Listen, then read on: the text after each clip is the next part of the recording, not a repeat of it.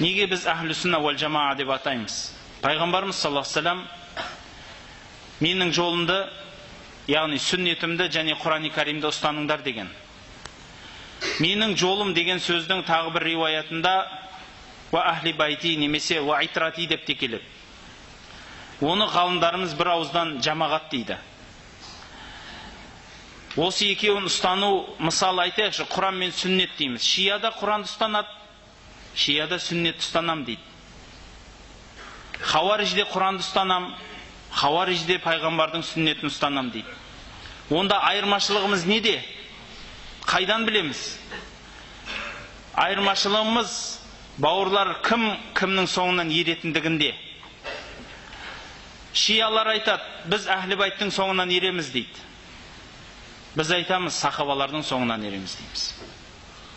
Сахабалардың соңынан ереміз. Уәл жамаа деген соны білдіреді.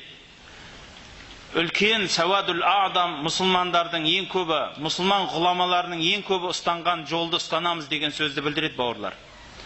Қазіргі күнде де мұсылмандардың ең көбі Аш'ари және Матриди ақидасын ұстанғандар.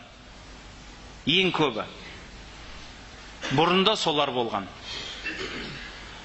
Ал енді бұлай Матриди деп ақиданың аталуы өткенде айтып кеткендігімдей, ол ақида бұлай аталу себебі бұны ақида деп танытқан адамның атымен аталды ғана. Мысал айтайық.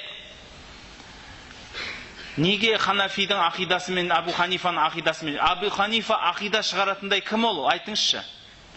Абу Ханифаның ақидасы деп айта алмаймыз ғой біз. Пайғамбарымыздың көрсеткен ақидасы деп айтуымыз керек. Ақиданы біз анадан, мынадан деген адамнан алмаймыз ғой. Бірақ имам Абу Ханифа рахматулла алейх Айша анамыздың дін мәселелерінде, ақида мәселелерінде айтқан сөздерін жинап, оған дәлелдер қосып, ақли, нақли дәлелдер қосып, мынау біздің дінді түсінігіміз, үлкен түсінік, фиқхул акбар деп кітап жазды. Яғни имам Абу Ханиф өзінің қалтасынан ойлап тапқан жоқ, бұл керек екен ғой деп. Бәлки Айша анамыздың соңынан ерді. Ал Айша анамыз ол пікірді кімнен алды? Пайғамбарымыз саллаллаху алейхи вассаламнан алды.